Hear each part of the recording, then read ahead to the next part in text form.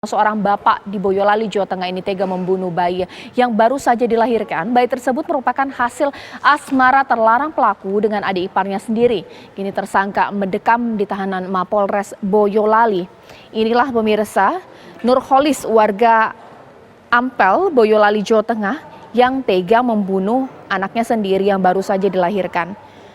Nurholis ini tega membunuh bayi tersebut karena merupakan hasil hubungan gelap dengan adik iparnya yang baru saja dilahirkan itu karena malu jika ketahuan dengan tetangga.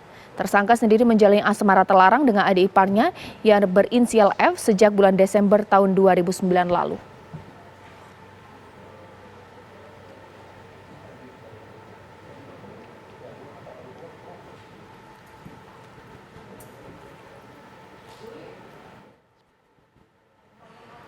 Untuk memperbarui informasi ini langsung saja saya akan bertanya kepada Ibtu AM Tohari yang merupakan Kasat Reskrim Polres Boyolali.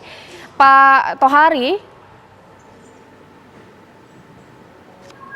selamat malam.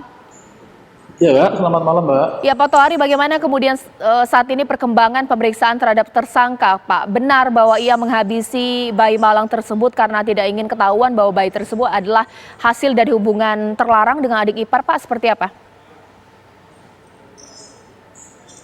Jadi benar sekali, Mbak, setelah kita mendapat informasi bahwa ada bayi yang baru dilahirkan dan dikubur di belakang rumah korban, akhirnya setelah kita mendapat informasi tersebut, kita langsung menindaklanjuti ke TKP. Setelah kita bongkar makam, ternyata benar kita temukan bayi yang baru dilahirkan hasil hubungan gelap dari tersangka saudara N dan adik iparnya yang bernama saudari F.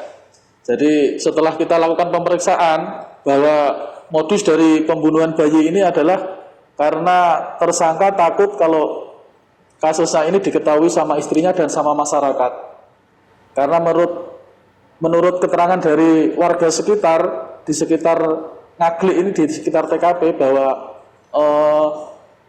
tersangka ini mengaku seorang dukun. Jadi mengatakan sama warga bahwa adik iparnya itu tidak hamil tetapi mengidap penyakit kanker rahim. Dan setelah itu juga adiknya menanyakan, kenapa kok perut saya gerak-gerak? Dari tersangka mengatakan kalau kanker memang biasa gerak-gerak seperti itu. Dan ketika jam 3 malam pada tanggal 2 September 2020, korban ini merasa perutnya sakit.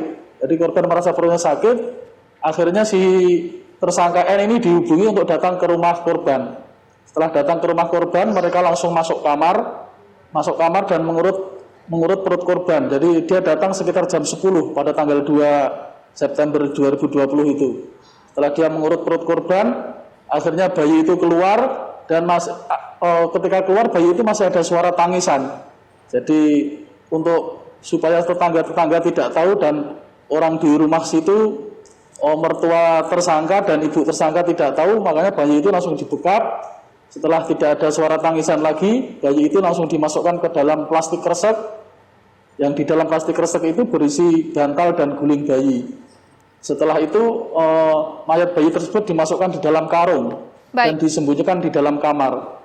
Setelah tapi itu sang ibu, bayi tersebut dibawa ke belakang rumah, ditaruh di... Pak Tohari, tapi sang ibu tidak mengetahui niat jahat atau perbuatan jahat dari tersangka?